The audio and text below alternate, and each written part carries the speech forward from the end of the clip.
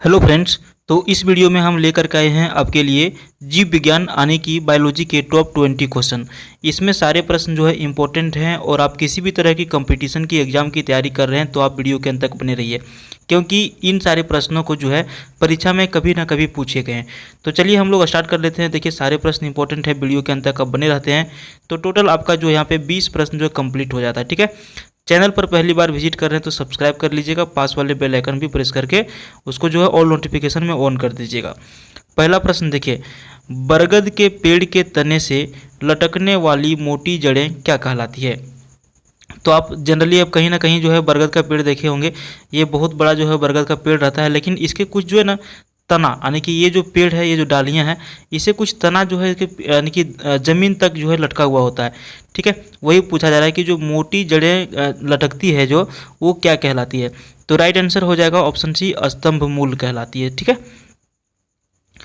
आपका जो अगला प्रश्न है, पेड़ में निम्नलिखित में से कौन सा हमेशा रहता है?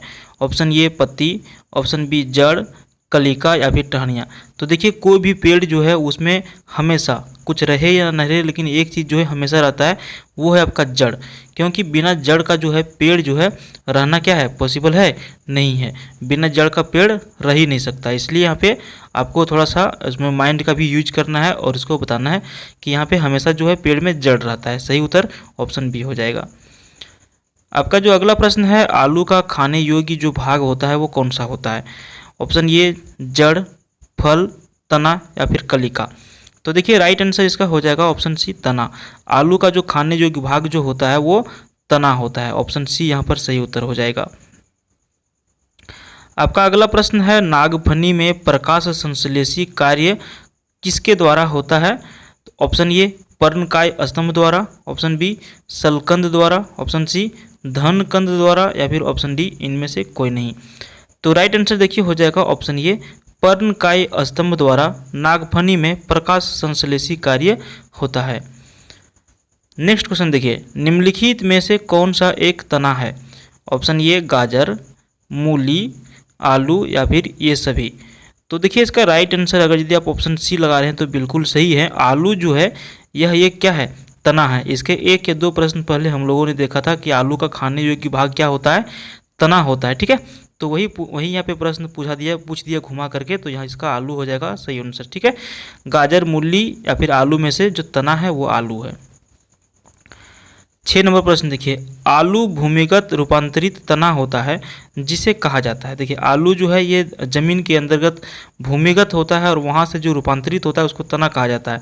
ठीक है, लेकिन इस प्रश्न के हिसाब से हम लोग ऑप्शन देख लेते हैं, सलकंद, शकरकंद, धनकंद या फिर कंद। तो देखिए राइट आंसर इसका हो जाएगा ऑप्शन डी, कंद। आलू भूमिगत रूपांतरित तना होता है जिसे कंद कहा जाता है। ऑप्शन डी सही हो जाएगा। आपका देखिए अगला प्रश्न है, हल्दी के पौधे का खाने योग्य हिस्सा कौन सा है? ऑप्शन ए फल, ऑप्शन बी परकंद, ऑप्शन सी कंद या फिर ऑप्शन डी जड़।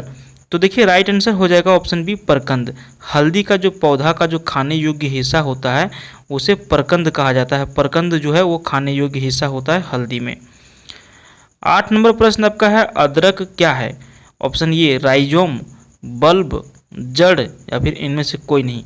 तो देखिए इसका राइट आंसर जो आपका हो जाएगा राइजोम हो जाएगा। ऑप्शन ए अदरक जो है यह एक राइजोम है। ठीक है, अगला प्रश्न आपका है 9 नंबर प्रश्न, प्याज किसका परिवर्तित रूप है? ऑप्शन ए जड़ का, ऑप्शन बी पुष्प का, ऑप्शन सी तना का या फिर ऑप्शन डी फल का। तो देखिए सही उत्तर ऑप्शन सी लगा रहे हैं तो आप बिल्कुल सही हैं। तना का जो है प्याज जो है ये परिवर्तित रूप है। आपका जो अगला प्रश्न है, वे पौधे जिनमें कभी पुष्प नहीं बनते क्या कहलाते? देखिए बहुत सारे पौधे ऐसे होते हैं जिनमें कभी पुष्प जो है बनते ही नहीं हैं, तो वे क्या कहलाते हैं? Option A cryptogams, option B angiosperm, option C gymnosperm या फिर ऑप्शन डी इनमें से कोई नहीं। तो देखिए इसका राइट आंसर आपका यदि ऑप्शन ए लगा रहे हैं तो बिल्कुल सही है आप। क्रिप्टोगैम्स जो है ये वैसे पौधे हैं जिनमें कभी पुष्प नहीं बनते हैं। ठीक है, वो क्या कहलाते हैं? क्रिप्टोगैम्स कहलाते हैं। ठीक है, नेक्स्ट प्रश्न आपका है, संसार का सबसे बड़ा पुष्प किसके द्वारा उत्पन्न होता है? ऑप्शन ए लॉरेंसेंस के द्वारा, ऑप्शन बी रेफलिसिया के द्वारा, ऑप्शन सी ड्रोसेरा के द्वारा या फिर इनमें से कोई नहीं, ऑप्शन डी। तो राइट आंसर देखिए ऑप्शन बी हो जाएगा, रेफ्लिसिया के द्वारा जो है संसार का सबसे बड़ा फूल जो है, पुष्प जो है उत्पन्न होता है। अगला प्रश्न देखिए, संसार का सबसे छोटा पुष्प जो है वो कौन सा है? तो देखिए पूरे संसार में यानी कि इससे छोटा फूल कहीं नहीं पाया जाता है। तो हम लोग ऑप्शन देख लेते हैं। ऑप्शन ए उल्फिया, ऑप्शन बी कमल, ऑप्शन सी गुलाब या फिर ऑप्शन डी रेफ्लिसिया। तो देखिए इसका राइट आंसर अगर यदि आप ऑप्शन ये लगा रहे हैं उल्फिया, तो आप बिल्कुल सही है। ये देखिए आप जो इमेज में देख पा रहे हैं, ये जो है आपका उल्फिया है और यह जो है संसार का सबसे छोटा पुष्प है। ठीक है, जैसा कि आप इमेज में देख पा रहे हैं कि आप यहाँ पे 2 उंगली में हमको लगता है कहीं जाएगा, तो ये 100 से ऊपर फूल यहाँ पे शामिल हैं। ठीक है, आप यहाँ पे जो देख पा रहे हैं यही है दुनिया का सबसे छोटा पुष्प। ठीक है, जिसका नाम क्या है? इसका नाम है उल्फिया। ऑप्शन ये सही हो जाएगा, संसार का सबसे छोटा पुष्प। 13 नंबर प्रश्न आपका है, जीवन चक्र की दृष्टि से पौधे का सबसे महत्वपूर्ण अंग कौन सा है? ऑप्शन ए तना, ऑप्शन बी जड़, ऑप्शन सी पुष्प या फिर ऑप्शन डी पत्ती। तो देखिए राइट आंसर अगर यदि आप ऑप्शन सी लगा रहे हैं, पुष्प लगा रहे हैं, तो आप बिल्कुल सही हैं। जीवन चक्र की दृष्टि से पौधे का सबसे महत्वपूर्ण अंग जो है वो पुष्प है। ठीक है, क्योंकि बड़ा पौधा जब हो जाता है वो यदि पुष्प नहीं निकलेगा तो उसका फल कहाँ से आएगा? ठीक है। 14 नंबर प्रश्न देखिए, कौन एक जीवित जीवाश्म कहलाता है? Option A ginkgo, option B cycas, option C pinus या फिर इनमें से कोई नहीं। तो राइट आंसर अगर यदि आप ऑप्शन ए के साथ जा रहे हैं तो बिल्कुल सही है। जिंकागो जो है ये एक जीवाश्म ईंधन कहलाता है। आपका जो अगला प्रश्न है, दमा एवं खांसी के रोगों में काम आने वाली औषधि जिसका नाम है इफेड्रिन किससे प्राप्त की जाती है? ऑप्शन ए पाइनस से, ऑप्शन बी जूनिपेरस से या फिर ऑप्शन सी साइकस से या फिर ऑप्शन डी इफ्रेडा से।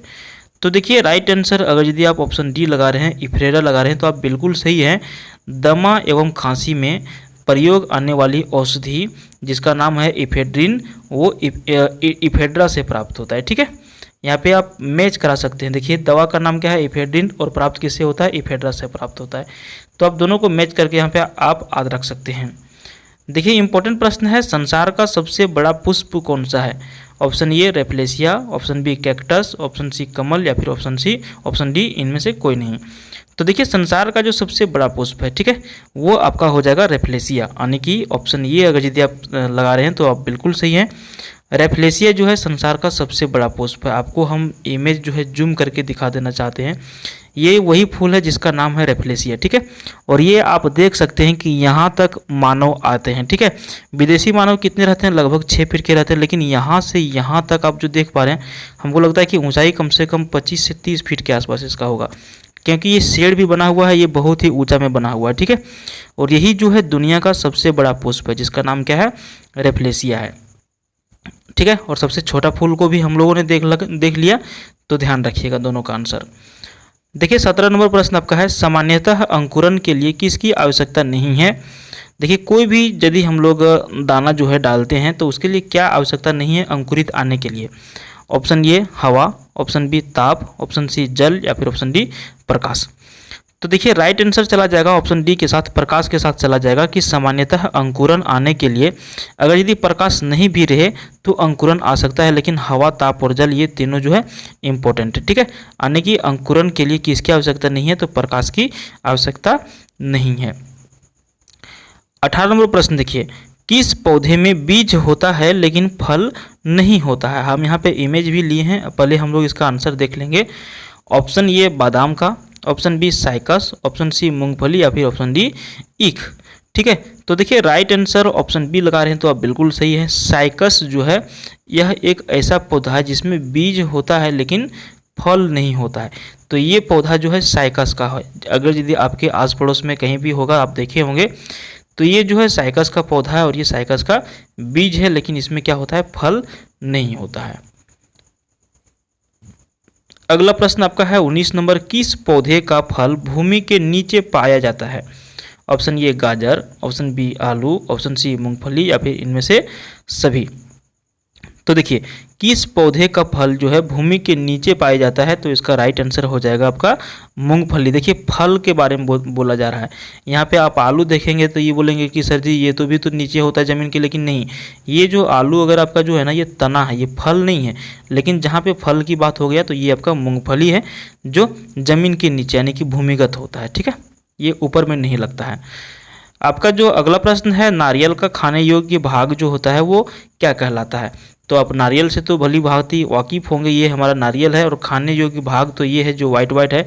लेकिन इसमें क्या है ना कि इसका नाम क्या है ये आपको पूछा जा रहा है। तो देखिए भ्रूणपोष, ऑप्शन बी पूर्ण बीज, ऑप्शन सी बीजावरण या फिर ऑप्शन डी फल भित्ति।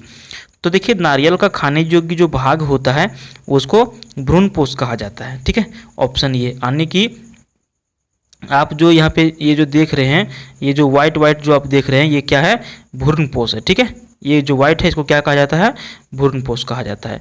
तो इस वीडियो में हम लोगों ने जो है टोटल 20 क्वेश्चन को कंप्लीट कर लिया है। उम्मीद करते हैं कि आपको ये वीडियो पसंद आया होगा। अगर यदि वीडियो पसंद आया तो लाइक कीजिए और अपने फ्रेंड्स के साथ एक शेयर जरूर कर दीजिएगा। व्हाट्सएप या फेसबुक ग्रुप में, जो भी ग्रुप चलता होगा आप लोगों का एजुकेशन का, उसमें शेयर कर दीजिए ताकि और भी लोग जो हैं वो बायोलॉजी के जो है इंपॉर्टेंट प्रश्न को कर सकें, ताकि परीक्षा में उन्हें परेशानी का सामना ना करना पड़े। बहुत बहुत धन्यवाद।